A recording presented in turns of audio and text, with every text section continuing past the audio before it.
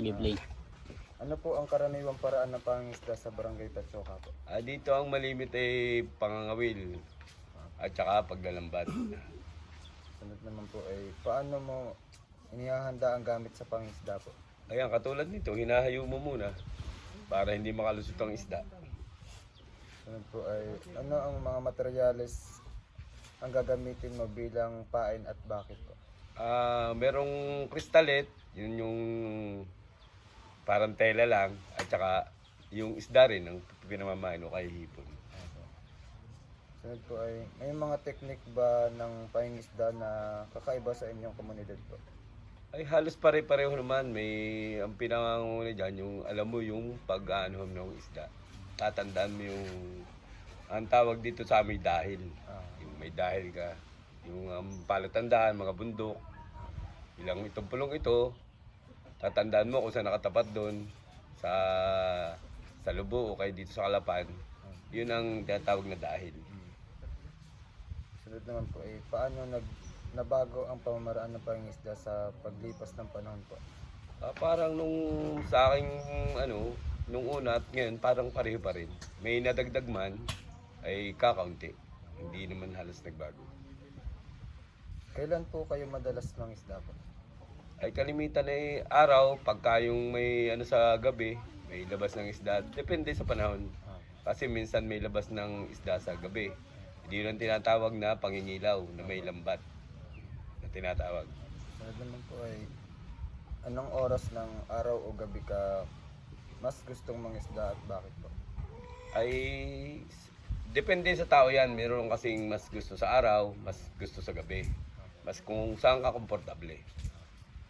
Sunod naman po ay nanguhuli ka ba minsan sa gabi kapag maliwanag ang buwan? Pag maliwanag ang buwan at ikaw'y mag-iilaw, parang walang labas na isda. Hindi ka makakahuli. Sunod naman po ay paano nakakaapekto ang panahon at mga buwan ng taon sa schedule ng Malaking bagay ang panahon. Kasi pag taglakas ay hindi ka makakapanghuli. Pag malakas kasi, maaari kang lumubog. At saka, magalaw ang bangka. At saka, hindi ka komportable sa pangingisda. Saan ka madalas mangisda at bakit mo pinipili ang mga lugar na yun po? Ay malimit ay dito lamang kasi bawal nang dumayo sa ibang dati nung una nakakadayo ng Batangas, ngayon bawal na eh. Dati noon mas malimit mangisda ang taga rito sa Batangas dahil mas maraming isda doon. Kaya lang sa panahon ngayon parang pinagbabawal na yung ganung pagdayo. Kaya ang malimit na lang ang taga rito, dito na lang sa parting Kalapan. Sunod naman po ay anong klase ng isda ang madalas niyo pong mahuli?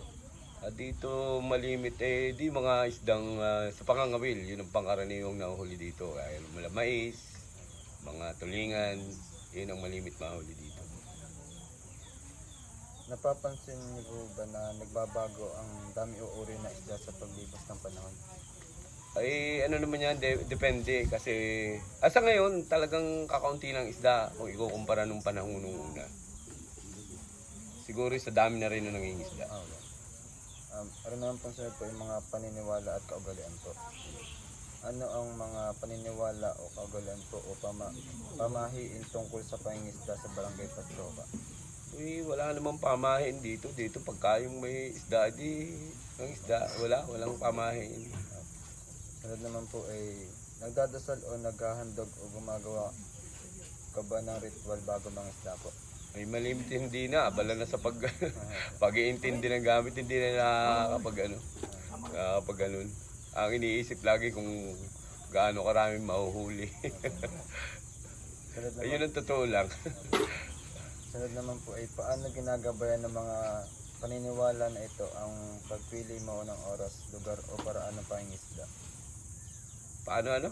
Paano po ginagabayan ng mga paniniwala? Wala naman. Sabi niyo po kayo na wala naman po. Oo, wala naman.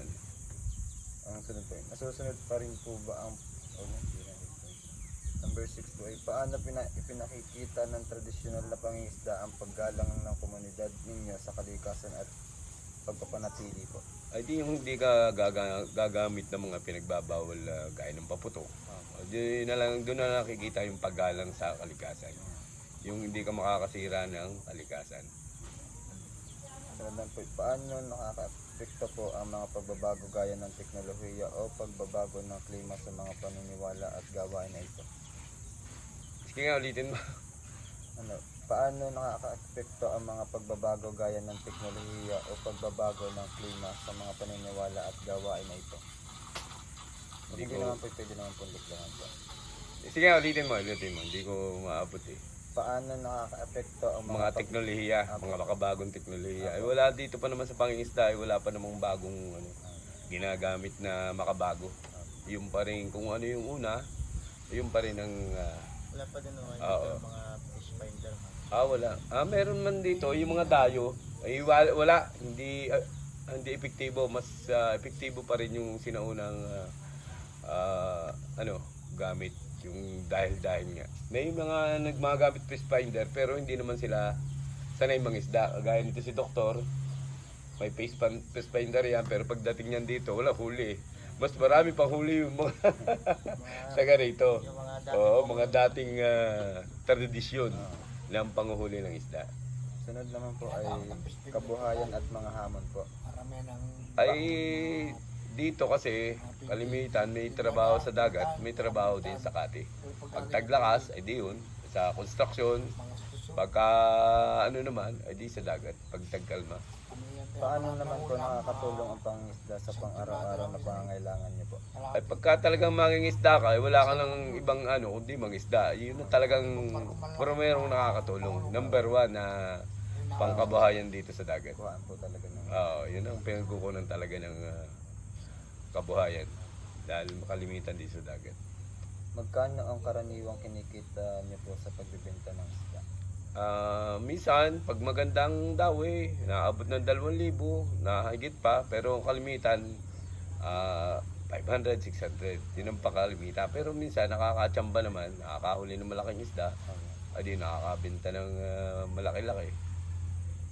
Sunod naman po, saan niyo po kadalasang binibenta ang inyong huli? Ay may dalahan dito ng isda katulad nung sa Lalod, kay Rene. O pagkakaunti naman, ay dito na lang inilalako. Pagka medyo marami, dinadala doon sa palengke. Dahil hindi na sa palengke ngayon doon sa Lalod, kay Rene. Dahil mas magandang kumuha yun ng isda. Sunod naman po ay maliban sa pangingisda po, ano po ang pinagkukunan niyo po ng kita? Ay di yun nga, kapag wala sa dagat, ay di, pag may, di magko-construction naman. Yun ang, Sunod naman po, ano ang mga problema na nararanasan niyo po sa pangingisda? ayun nga, yung pag inaabot ng lakas sa laot, ay di yun, problemado, di wala nang huli, ay delikado pa ang buhay. Sunod naman po ay nahihirapan ka ba sa pagkumpuni ng gamit tulad ng lambat? Ay talagang mahirap kasi pag nasisiraan ka, di yan, halos maghapon na ng hayuma, tapos wala pa mahuli, talagang problema. Sunod naman po ay paano po nakakapekto ang panahon sa inyong pangingisda? Ay malaking bagay dahil pag malakas ang hangin o yung tag sa habagat na tinatawag kagaya ngayon, pero ngayon naman ay kalmado, ay talagang madalang ang paglaot ang panguhuli ng isda. Sunod naman po, paano po nakakapekto ang inyong paraan at paniniwala bago, habang at pagkatapos ng isda? Ano? Paano? Paano po Nakakapekto? ang Nakakapekto saan? ang inyong paraan po at paniniwala bago o habang at pagkatapos ng isda? Ang pamamaraan, pangingisda, nakakapekto sa pamumuhay o ano? Paniniwala po. Paniniwala ay sa paniniwala. Pag ano naman po, pwede niyo po. Sige, wala na. Sunod naman po ay sa anong paraan po naapektuhan ang mga ito ang iyong buhay, pamilya at relasyon sa komunidad? Ang relasyon sa komunidad, ay sa pamayanan, Apo. naapektuhan ng ng Sa- panahon Sa ano pong pamamaraan po ng ng mga ito? pangingisda. Apo. Ay wala naman, hindi naman naapektuhan. Dahil ang pangingisda naman nga ay hindi naman illegal. Kung illegal yun, maapektuhan. Dahil siyempre, lagi kang magtatago. Illegal naman ang pangingisda dito, kaya wala namang epekto. Sunod naman po about po sa livelihood. Paano kumikita ang mga taga-Patyoka at ano ang mga hamon at oportunidad na nakakaapekto sa kanilang kabuhayan? Ay di yun nga, pagka walang mahuli, di yun, apektado ang pamilya. At saka pag malakas ang panahon, yun, apektado talaga. Sunod naman po ay mga pangunahin at ibang pinagkukunan ng kita. Alala, Ano lang po yung pangunahing pinagkukunan ay di yun nga sa dagat pangingisda. sunod naman po, ano po ang ibang pinagkukunan ng kita o alternatibong hanap buhay ng mga tao? Ayun na nga, yung pagkukonstruksyon. po. Sige. May sarili po ba kayong negosyo kung o ano po iyon? Ay wala. Gaano ka nakatagal sa kasalukuyang pinagkakakitaan po sa pangingisda? Matagal na. Ang sunod naman po ay anong klase ng trabaho ang ginagawa mo araw-araw po? Yun na din po yung pangingisda. Yun na rin. Ilang oras po kayo nagtatrabaho sa isang araw? Depende, pagka madawi, di matagal. Pagka wala mang nahuhuli, di inauwi na.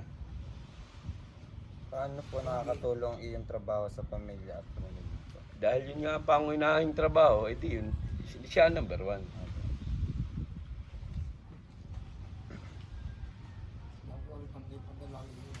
Ay, ito lang natin. Magkano ang karaniwang kita mo po sa trabaho? Ayun nga, kalimitan, pagka nga, 500 to 1,000, yun ang kalimitan. Pero minsan naman, nakaka-jackpot, yung sabing jackpot, nakakahuli ng malaking isda, ay di yun, nalampas ng hanggang 5,000, may nakakahuli ng 10,000. Yun ay minsan lang, once na blue moon. Sapat ba ang iyong kita para sa pang-araw-araw po na pangangailangan ng pamilya? Ay hindi. Hindi, Kulang po. ano na, binabudget na lang. Pero hindi talaga sapat. Sunod naman po, ilan po ang sinusuportahan niyo pong miyembro ng pamilya? 4 lang.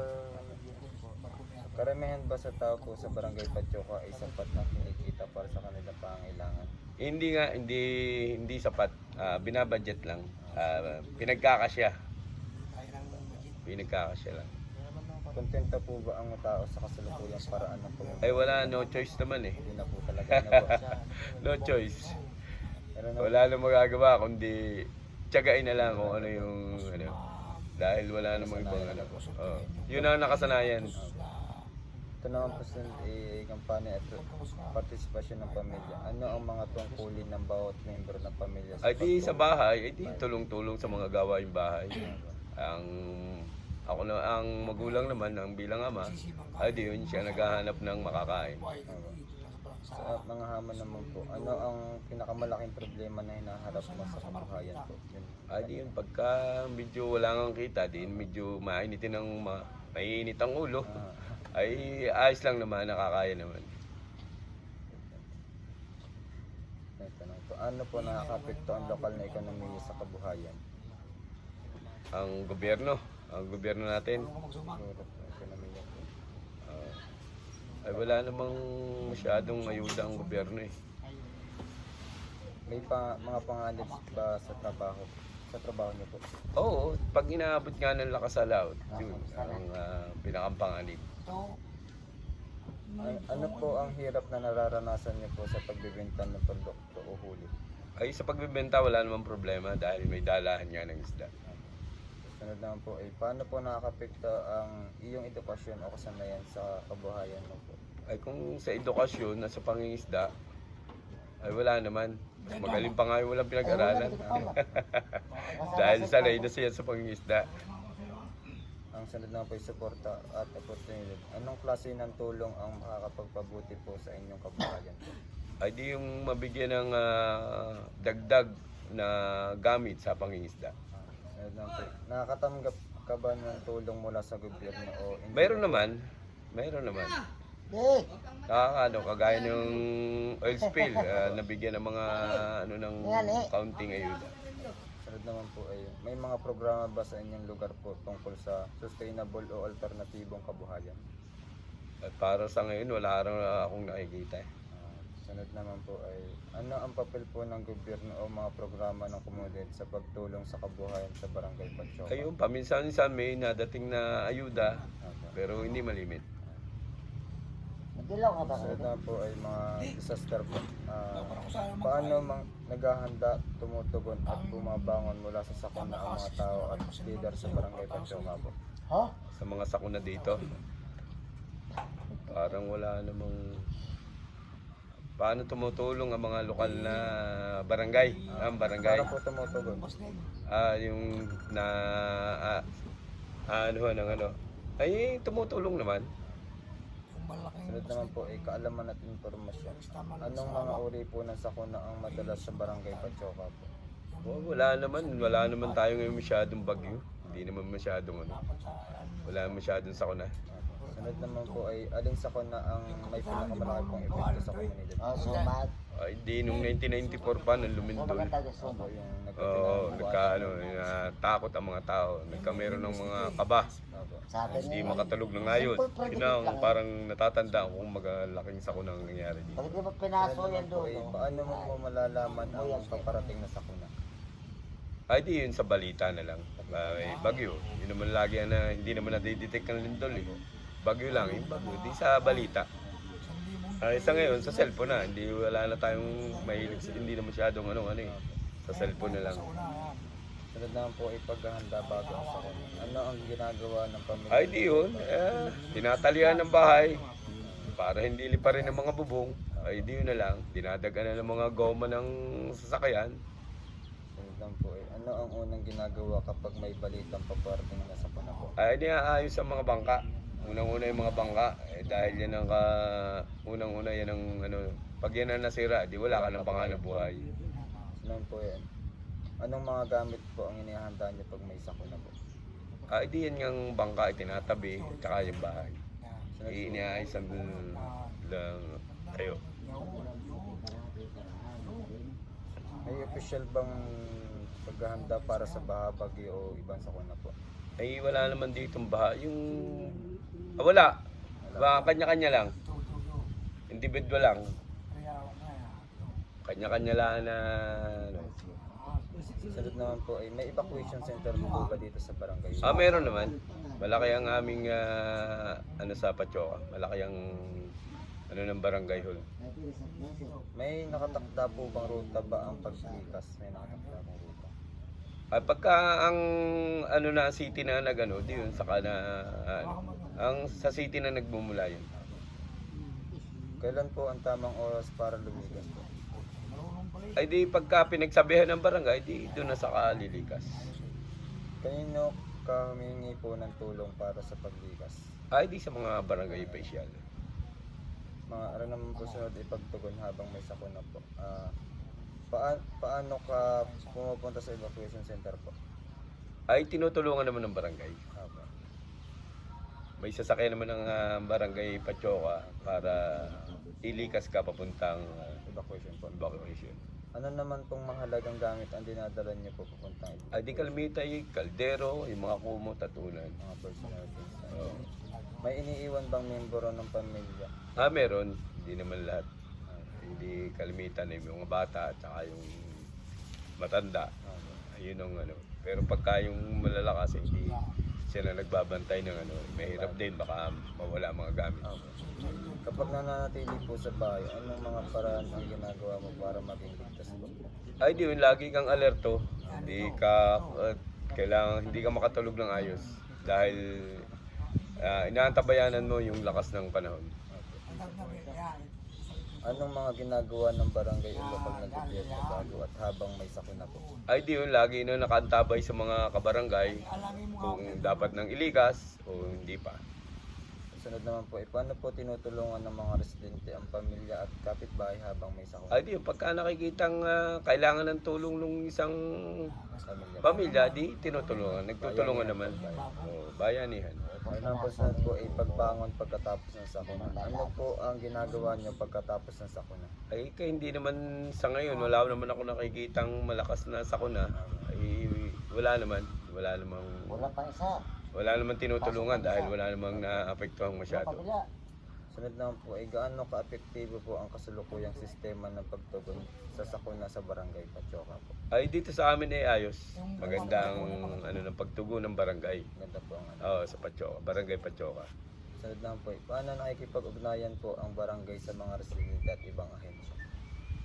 Ay ayos naman. Pagka nga may ano, di pinupuntahan ng barangay ang mga yun dapat ilikas. Ano ang pwedeng gawin para mapabuti po ang komunikasyon o koordinasyon at paghahanda sa komunidad? Ay may ano ang barangay may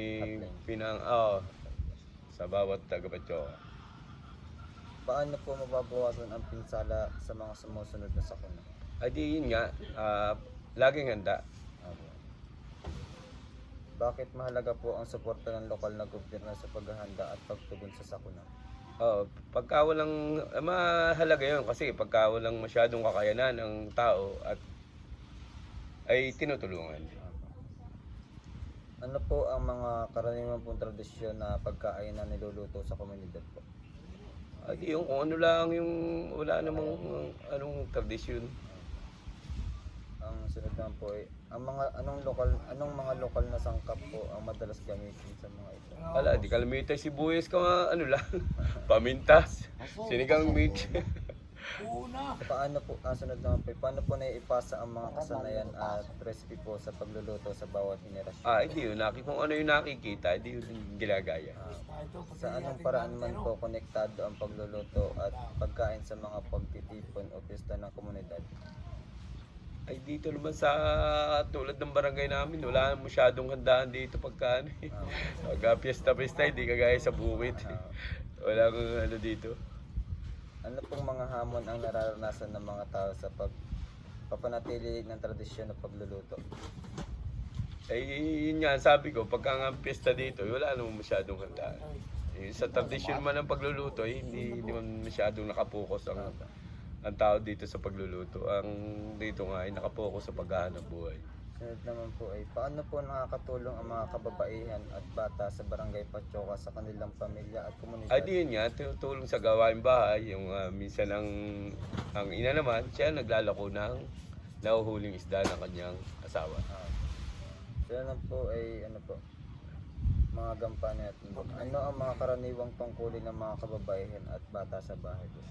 Ayun na lang, yung paglalaban ng damit, pag-iintindi sa mga bata, yun ang pangkaraniwang alitintunin ng isang magulang sa kanyang pamilya.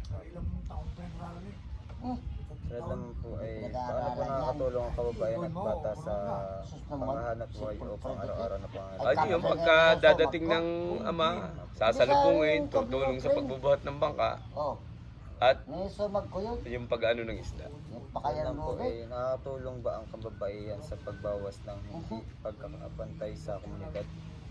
Nakakabawas ng pagkakapantay sa komunidad. Ano yung pagkakapantay? Pagtulong sa Komunidad. Pagbawas ng hindi pagkakapantay.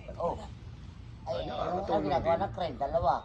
Sunod lang po ay edukasyon at trabaho po. Ano, ang mga bata ba sa inyo pong pamilya ay nag-aaral? Ay kalimitan dito na may nag-aaral. Hindi, wala naman, sa ngayon wala naman ako nakikitang hindi nag-aaral. Paano po nakaka-apekto ang pagkakaroon o kakulangan ng pag-aaral sa kakayahan ng bata na makatulong sa pamilya o komunidad? Ay di yun nga, hanggang doon na lang kayo pag hindi nag-aaral. Ay kung nag-aaral ang isang bata o isang tao, ay maaaring umakit ang kanyang kalidad ng kanyang pamumuhay. Ipangan naman po at kalusugan. Ano pong... Ay dito naman ay tuwing magpepesta, ang barangay may paligan ng basketball, volleyball, marami naman. Ayos naman dito. Apo. Sunod naman po ay anong mga problema po ang pumipigil sa kababaihan at bata para makatulong ng lubusan? Ay wala naman. Wala naman. Sunod naman po, may mga issue ba tungkol sa edukasyon, kaligtasan, kalusugan? Wala naman. Wala naman. Dahil dito puro mga nag-aaral ang tao. Ang sunod po ay anong klase po ng suporta ang makakatulong para mas makapag-ambag ang kababayan at bata sa kanilang pamilya at komunidad? Ay siguro ay yung Pero wala naman, hindi naman yung maghanap buhay, ang yung sideline. Gaya ng pagtitinda. Ayun. Sunod naman po ay Bakit sana suot mo? anong uri po ng libangan at reaksyon ng ginagawa sa barangay at paano ito makakatulong sa pagkakaisa at kaginhawaan ng mga tao po? Ay di yun na nga, pagka nga bakasyon o kaya piyestahan, merong paliga dito ang barangay. Sunod na po, ano po ang mga paboritong libangan ng iba't ibang event sa community? Yun ang nga po. Basketball, o laro sa overcourt. Meron po bang mga tradisyonal na laro na ginagawa hanggang ngayon? Wala. Tingnan mo lang yung magkakabayan mo. Tingnan lang. Ano po mga balakid Ganyan yan. ang pumipigil po sa partisipasyon sa libangan? Ay di yun nga, sa sobrang pagtatrabaho, kailangan kaya hindi na nakakapaglibang. Doon na nakapuko sa pangingisda. Kaya hindi na maglaro o kay maglibang.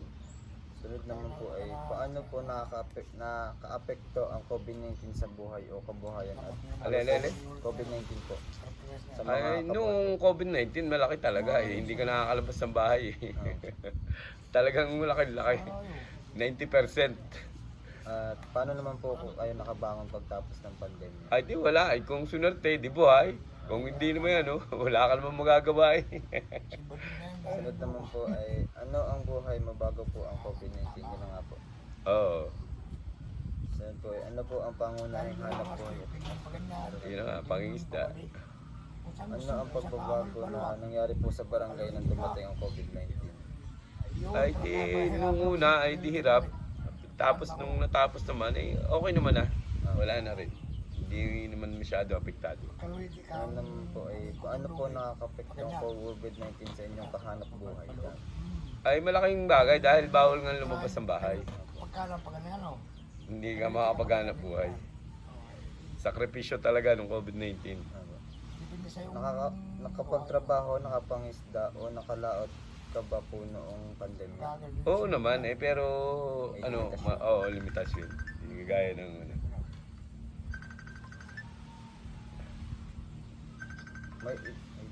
May iba po ba kayong pinagkakataan noon? wala na masyado dahil nga hindi makalabas ng bahay. Sa dagat din pa rin. Lahat pa rin po. Paano po nakapekto ang pandemya sa presyo o pagbibenta o demand ng produkto niyo po ng mga isda? Yan. Ay madali naman sa pagbebenta dahil dito lang ubos na. Barangay pa lang. Kahit po ano Sa barangay. ano po. Oo. Paano po naapektuhan po ang maliliit na negosyo sa barangay habang may restriction po? Ay malaki dahil nga hindi makalabas ng tao. Hindi makapunta ng Gusto mo sa sumang? Ano naman po ito? Paano po nakakapekto ang online o remote na trabaho at pag-aaral sa barangay po? Nakaka-apekto ang yung nung COVID pa rin. Madalang kasi ang nagtatrabaho ng online eh. Hindi naman halos. Meron man ay di kakaunti. Pag wala dito lagi, punta ka dito. Malaki pa rin ang yung walang trabaho. Mas malaki ang porsyento ng walang trabaho nung panahon ng pandemic talaga. Yan ay last Sunod lang po ay ano pong mga problema ang hinaharap ng mga estudyante sa pag-aaral ng 3 pandemya? years, pag 4 years. Ay, parang para sa akin, mas maluwan pa sila noon eh. Dahil hindi na naalis ng bahay. Cellphone na lang. Parang mas maluwan pa. Kaya lang, inip ang mga bata. Kasi marunong yan. Sunod lang po ay paano po nakakapekto po ang pandemya sa kalusugan ng Malaki. Malaki dahil isip ka ng isip ng kung anong kakainin ng pamilya. Lalo-lalo na sa magulang. Anong tulong po ang natanggap niyo mula sa barangay gobyerno? Ay sa gobyerno, di nga, maganda naman ang pamamalakad ni Duterte, di merong ayuda. Sapat po ba ang ayuda nung Ay kung ay hindi naman sapat, pero malaking tulong. Pero hindi sapat. Kaya lang malaking tulong yung may gano'ng ayuda. Pero kung sasabihin sapat, ay hindi. Hindi sapat. Ano po ang ginagawa mo para magbuhay sa gitna ng pandemya po? Ay di, gawa ka ng paraan kung paano Diskarte po. diskarte lang talaga. Sunod lang po, paano po nakakabangon ang komunidad mula sa mga hamon ng COVID? Ay di swertihan na lang. Kung makakatsaga ka, di yun. buhay ka. Bumalik na ba po sa normal ang lahat? At Ay, sa ngayon ayos na. Ayos na. Hindi na ano. Ay, ilang taon na nakalaan. wala naman po mga nabago po. Wala na, ayos na, ayos na. Wala na. Yun nga lang, iba nagkasakit dahil walang exercise. Sunod naman po, anong mga aral o ang natutunan niyo po mula sa pandemya po? Ay malaki dahil dapat nakapag-ipon nung wala pang ganung pandemya ay Wala, hindi naman po oo, natin nasasabi. oo, kaya nga ibig sabihin yun ang naging aral. Yun ang naging aral na kailangan ay kahit kaunti may impok Opo. para pag may dumating na ganun sa kuna Oo. ay may madudukot. Sunod naman po, handa ba po ang inyong komunidad kung sakaling may susunod pang pandemya, bakit o hindi? Bakit hindi po? Ay siguro ngayon ang iba handa, hindi lahat. Dahil yung iba may mga pera naman eh. Yun sa mga wala pa lang, edi yun ang hindi handa. Pera naman ang kailangan number 1 eh. Opo. Ano naman po, paano po pinamamahalaan ng mga residente at leader sa barangay Patyoka ang basura po? Kalinisan. Maayos dito. May araw ng pangungulikta dito ng basura. Lunes at saka Huwebes ay may nangunguliktang barangay. Sunod naman po ay ano pong mga uri ng basura ang madalas na bubuo sa inyong bahay? Mga di lang, mga kalat lang sa bahay. Yun lang ang malimit. Sunod po ay ano ang komposisyon ng inyong basura po? Mga nabubulok po pag ito. Bukod-bukod po. Bukod-bukod. Hindi. Sama-sama na dito. Pag galing sa bahay, sama-sama. May trabahador may nakatuka para sa paghihiwalay ng Sila na po. may ano na talagang nakatuka ng tao. Sunod na po, saan ninyo karaniwan pong tinatapon ng basura? Ay nangungulikta, may nangungulikta. May araw na pangungulikta yun nga, Lunes at Huwebes. Meron ng nagbabahay-bahay na may sasakyan naman para dalhin sa ano ng barangay. Saan po dinadala ang basura po pagkatapos makolekta? Ay dinadala sa doon, may dalahan ng barangay ng basura tapos inaanuhan naman ng city. Kinukolekta ng city. Ano po, sino po ang responsable sa pamahalaan ng basura sa inyong bahay? Pamahala po. Ay di si Kapitan pa rin. Siya pa rin ang namumuno sa ano ng basura. May itinalaga lang siyang tao. May mga grupo o tao ba na tumutulong po sa pangangailangan at paghihiwalay ng basura? Oo, meron. May nakatuka doon. Pagbabawas. Paano niyo po sinisikap na bawasan gamitin muli o i-recycle ang basura po? Ay di yung mga pwedeng ibenta, ay di yun inihiwalay nila. Hindi lahat itinatapon. Napapakinabangan pa. Hindi pa nakakadagdag basura. May mga programa po ba na para hikayatin ang recycling o composting? Yung Programa ang barangay na mismo ang gumagawa ng paraan. Sunod na po ay paano po pinapanatili ang kalinisan sa barangay po? Ay di yun nga, may nakatalagang tuka ng araw para kolektihin ng basura. Malaking bagay yun. Sunod na po ay gaano po kadalas ginagawa ang paglilinis ng komunidad? Malimit naman halos linggo-linggo dahil nga may tubad tayo. Yung ano ng gobyerno, hindi yun, nakalimit. Malinis naman ang barangay Patyoka. Paano po tinitiyak ng barangay Patyo, ng barangay sa sumusunod ang mga tao sa tamang pagtatapon ng basura po? Ay lahat ng tao naman ay sinasabihan ng ating barangay. Sunod na po ay paano po nakakapekto ang turismo sa kabuhayan sa paligid at kultura ng komunidad? Dito naman ay parang walang turismo. Wala masyadong turismo dito sa Patyoka. Sunod na po ay anong uri po ng turista ang madalas dumadayo sa inyong lugar po? Wala kaming masyadong turista dito. Sunod na po, anong attraction o tanawin po ang Ay dito nakakasita po? tabing dagat. Ay ito lang dagat. Nakakita ng pulo. At saka itong mga bangka. Paano po nakakapekto ang turismo sa kalikasan at likas na yaman ng Ay dito naman sa amin walang apekto dahil wala naman yung turismo dito, turista dito. Ang ganyan, wala na yun lang. Sige, ayos na. yung Kawangin yan. Sand mining na yung huli. Ang dami rin tanong mo. Kahit po yung sand mining po. Ah? Merong Sand mining na lang. ganyan lang. Ano, mining? Opo. Wala namang mina dito eh. Wala. Wala namang mina. Saan sinasagawa po ang sand dredging sa inyong lugar? Ah, dito'y wala. Wala Dito sa naman. may drilling sa bak. Dyan. Ay, dito sa atin wala. Siguro. Sa amin eh wala. Ibang bayan, ibang Ito bayan. lang po sa third party. Parting Puerto. Dito sa aming bayan, barangay, wala Zero. naman. Ang gawa na eh. Wala naman pa eh. Ayan ang tumira Yan eh. eh. Yun nga po, yung sand dredging. Ah, wala naman dito, wala naman dito sa Ano amin. Sir, yun lang ang pag- Tatanong ko din. Sir, Ah, sige, sige, tanong mo. Ano ang pangunahing dahilan kung bakit ginagawa ito? Ay, wala man nga ginagawa, edi walang dahilan.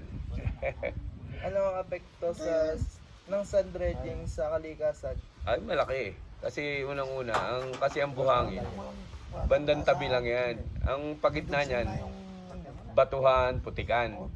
Pag nagbawas ka ng buhangin dito sa dagat, ang maapektuhan unang-una yung mga tabi, yung mga nakatira sa komunidad.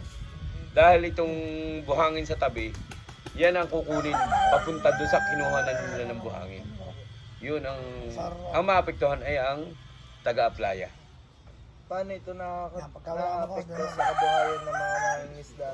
Iba pa ang naniniwala. Malaking apekto dahil ang pagbabaraha ng unang-una ang paglalagayan ng mga bangka sa tabi. Kasi kung yan ay makukuha ng dagat, ang buhangin dito, ang sunod kasi bahaya na, wala nang mapaparadahan ng bangka. May mga benepisyo ba ang sand dredging sa inyong komunidad? Siguro may benepisyo sa mga namumuno. Anong mga problema o hamon ang dulot nito Oh, hindi, walang sa uno inyong yun. komunidad? Malagay. Ayun nga, malaki dahil yung mga pagpupuntahan nga ng mga bangka sa mangingisda. Mangingisda mismo maapektuhan. Kung meron man, ay dito naman sa amin wala naman. Ano ang pananaw ng mga tao tungkol sa sand dredging? Pabor ba sila o tutol? Ay, unang-una, pagka taga-aplaya ka, ay tutol talaga. Pero mga hindi ka naman taga-aplaya, ay wala silang pakialam. Dahil hindi naman sila maapektuhan. Kailangan po. Ay, Kailangan po. sige.